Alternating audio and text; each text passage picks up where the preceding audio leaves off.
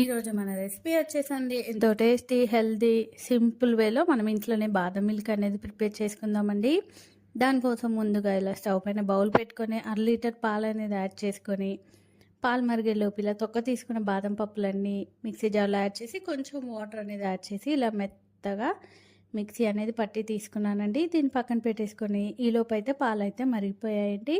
ఇప్పుడు దీంట్లోనే ఒక 1/2 కప్పు షుగర్ అనేది యాడ్ చేసుకొని ఇందాక మనం మిక్సీ పట్టుకున్న బాదం పేస్ట్ అనేది కూడా యాడ్ చేసి కొంచెం లెమన్ ఎల్లో ఫుడ్ కలర్ కూడా యాడ్ చేసి బాదం పాలు అనేది చిక్కపడే వరకు ఇలా బాగా కలుపుకుంటూ మనము మరిగించుకోవాలండి. వీటిని కొంచెంసేపు చల్లార్చుకొని ఇలా గ్లాస్లో యాడ్ చేసుకొని పైనుంచి బాదం పలుకులతో సర్వ్ చేసి తీసుకుంటే ఎంతో టేస్టీ అయిన హెల్తీ ఈ సమ్మర్ స్పెషల్ బాదం మిల్క్ అనేది రెడీ అయిపోయిందండి. తప్పకుండా మీరు కూడా ఈ రెసిపీ అనేది ట్రై చేసి ఎలా వచ్చిందో నాకు కామెంట్స్ చేయండి, లైక్ చేయండి.